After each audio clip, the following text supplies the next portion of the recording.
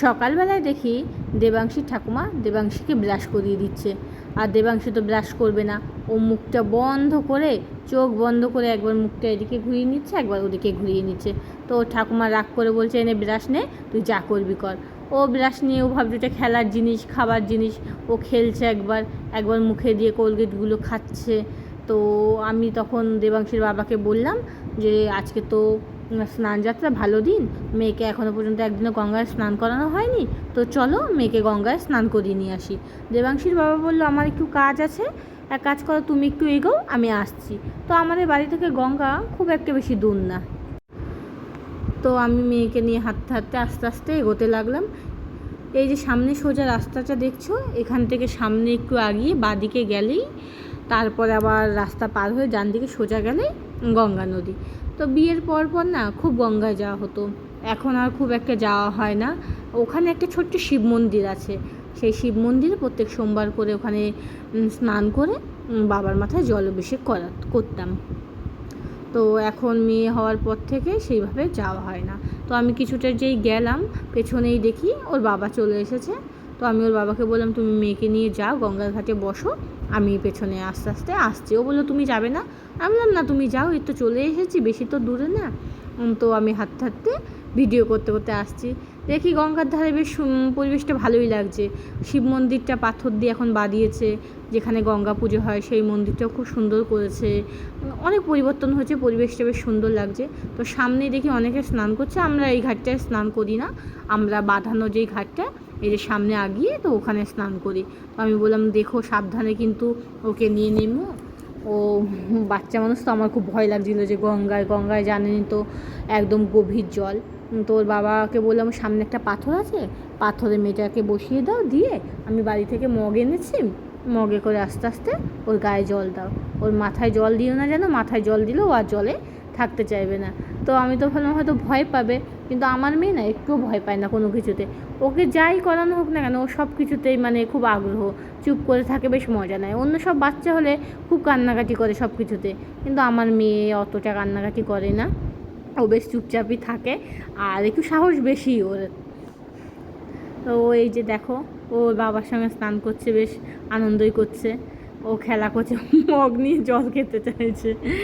স্নান করতে করতে যে একে ছাগল দেখেছে, ও উঠে যাবে, ওই ছাগলটার কাছে যাবে। তো আমি বললাম, না আর বেশি স্নান করিও না, উঠিয়ে দাও, না তো ঠান্ডা লেগে যাবে। ওর বাবা বলছে, না থাক, আর একটু করুক। আমি বলছি, না না, বেশিক্ষণ করালে হবে না, কারণ বাড়িতে একবার একরকম জলে স্নান করে, আবার এখন গঙ্গায় আর এক রকম জল, ঠান্ডা লেগে যেতে পারে। তো ওর বাবা বললো, ঠিক আছে, তাহলে আমি ওকে উঠিয়ে দিই, আমি ওকে ধরছি, তারপর তুমি স্নান করিয়ে না। আমি বললাম, ঠিক আছে, তুমি এক কাজ করো, কাছে ওই যে শিব মন্দিরটা আছে, ওখানে তুমি যাও, যে দাঁড়াও, আমি স্নান করে আসছি। তো ওর বাবা বললো, ঠিক আছে, তুমি আসো, আমি তাহলে মেয়েকে নিয়ে আস্তে আস্তে যাই। তো আমার একটা কাকিমা আমাকে পুরী থেকে একটা জগন্নাথ দেবের বিগ্রহ এনে দিয়েছে। তো 1 বছর পুজো দিয়ে আমি সেই বিগ্রহটাকে তুলে রেখেছি, কারণ আমার ঠাকুর ঘরটা তো খুব ছোট, জায়গাও কম, আবার মেয়ে এখন ছোট, মেয়েকে নিয়ে বাড়ি, এমনিতে আমার ঘরের ঠাকুর আছে 3টে, আবার ওই ঠাকুরটা অত সেবা যত্ন করতে অনেক টাইম লাগবে, বাড়িতে কাজও থাকে অনেক। তো আমি ভাবলাম যখন মেয়ে একটু বড় হবে, তখন আবার সিংহাসনে ঠাকুরটা পেতে নেবো। তো আজকে তো একটা বিশেষ দিন, স্নানযাত্রায় কদিন পরে আবার রথযাত্রা। তো আমি ভাবলাম কি যে না, আজকের দিনে একটু ঠাকুরটাকে নামিয়ে যেটুকুনি পারবো একটু স্নান করিয়ে ফলমূল দিয়ে পুজো দেবো, তাই তাড়াতাড়ি বাড়ি যেতে হবে। আবার আজকে রান্নাবাড়া এখনও করে আসিনি, বাড়িতে যে রান্নাবাড়া আছে, ভাবছি আজকে পুজো করে নিরামিষই রান্না করব। আমি বারের দিন নিরামিষ খাই না, আমি সোমবার আর বৃহস্পতিবারই নিরামিষ খাই। তো ভাবলাম আজকে যখন বিশেষ একটা দিন, বাড়িতে পুজোও করব, তো আজকে নিরামিষ খেলে ভালো হবে।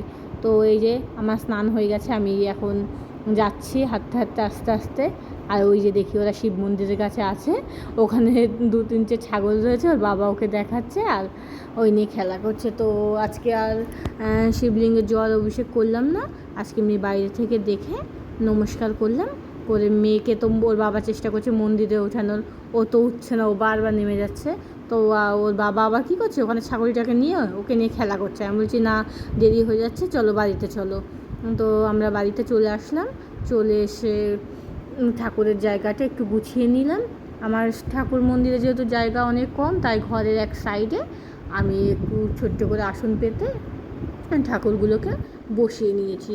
আমার যে ঠাকুরের সামনে শিবলিঙ্গটা ছিল সেটাও এনে আমি এখানে স্থাপন করেছি। আর একটা ছোট্ট গোপাল ছিল, এই জগন্নাথ বলরাম সুভদ্রার সাথে আমি তুলে রেখেছিলাম, সেটাকেও আমি নামিয়ে নিয়েছি।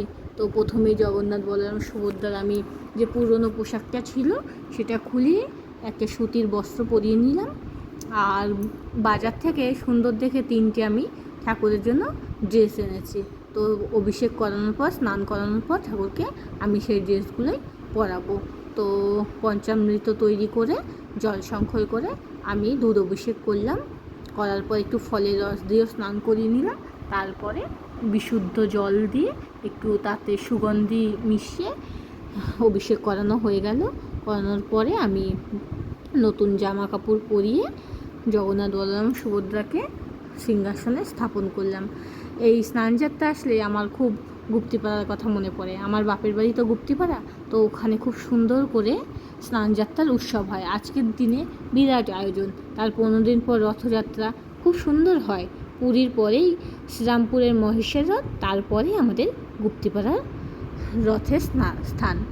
তো এইবার 2 বছর ধরে আমার যাওয়া হয় না গুপ্তিপাড়ায় রথের মেলায়। তো এবার ভাবছি যে একবার যাব গুপ্তিপাড়ায় রথের মেলা দেখতে। সোজা রথে হবে না, উল্টো রথেই যাব। পুজো দিতে দিতে হট করে দেখি খুব মেঘ করেছে, এদিকে বৃষ্টি হচ্ছে। তো পুজো দিতে দিতে একবার উঠে গেলাম, যে জামা কাপড়গুলো তুলে নিলাম। তো তারপরে আবার পুজো দিতে বসলাম। আমার যে শিবলিঙ্গটা ছিল সেটাও আমি দুধ দিয়ে অভিষেক করিয়ে নিলাম।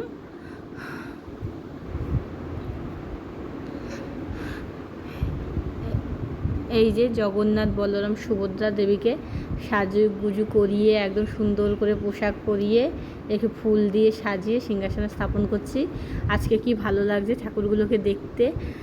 রোজই পুজো দিলে খুবই ভালো হয়, কিন্তু